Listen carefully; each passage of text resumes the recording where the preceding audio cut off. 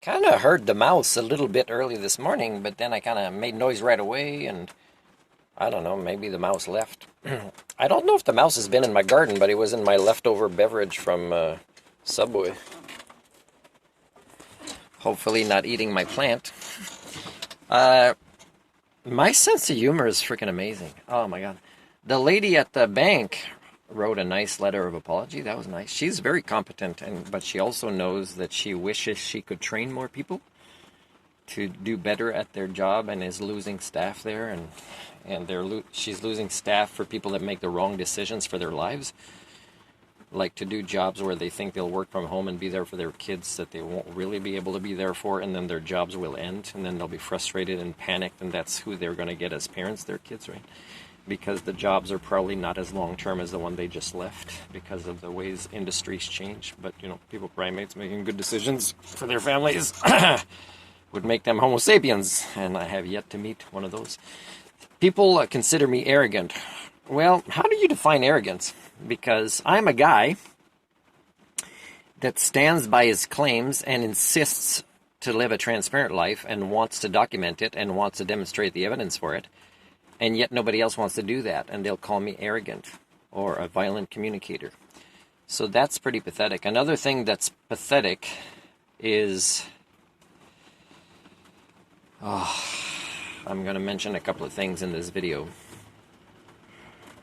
One of them is increasing, which is, of course, how I can more easily predict what will happen. Is more and more people that have known me for years, or new people, is when they make a decision which turns out to hurt their conscience, I'm to blame for their decision. Or when they make a decision that, the evidence is presented later makes them look bad because I'm somehow involved in these interactions, I'm to blame for their decisions. Is it why? Because I'm arrogant? I have the power over their decisions? I don't know. But this is an example of why the numbers of HSD keep rising, right? It's 99.91, and I'm probably being generous because I don't want to be the only Homo sapien on the planet. But HSD suffering from that is so easy to prove and does not make you an Homo sapien. Some people have known me for years, and their decisions, again, was not to work with me on these theories and developing this human thinking tools to try to counteract it in their lives or as a species. That's not their choices, but they will continue to blame me for it as the world de-escalates around them.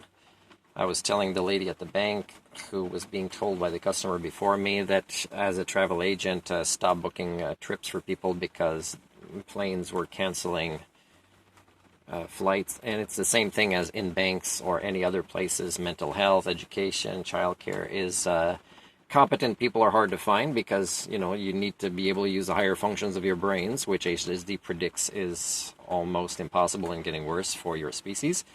But also people that hire, or people that set policies, people that can correct these things, people that train for more competent people. They suffer from HSD as well. So, of course, cancel this, cancel that. Everybody's working from home. Everybody feels disconnected from a sense of community. And everybody is in panic mode. More mental illness, more drugs, more incompetence, more impulsiveness, more violent crimes. Everything is getting worse. Oh, it's not going to come from me. I'm okay. I'm the originator of this theory, so of course I've got some pretty good skill sets. Now, of course, I suffer from a tiny bit of HSD all the time because I live among you. It's always coming my way. It's always the domestication, the indoctrination. The conversation with the Columbia Basin Trust was very interesting. I should have recorded it, but again, it almost feels like I want to give people, primates that have HSD, a chance to prove to me they don't have HSD, but he most certainly did. But in that short conversation that I was very competent in, the amount of data that came out to prove HSD was amazing, and how this big mover and shaker in this region helps create the opposite of what their mandate is, right? Is cultural unity, cultural repair, cultural evolution. You need the repair before the evolution again, people. It's not going to evolve when your false premise of who you are and how the community's health is right now is ignored.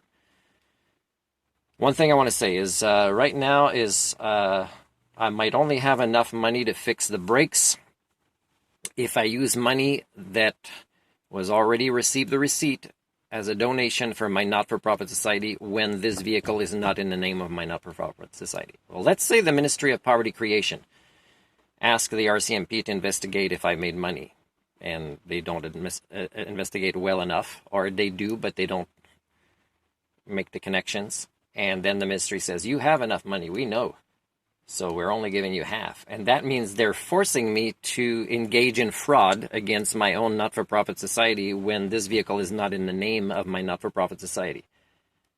So what I would decide to do as the professor of socio-cybernetics to keep demonstrating you suffer from HSD is I would do it because to keep myself and other users safe, but then I would go into the RCMP and confess to fraud against my own, and then ask for immunity by declaring the others co-conspirators, which would be the RCMP and the Ministry of Poverty Creation.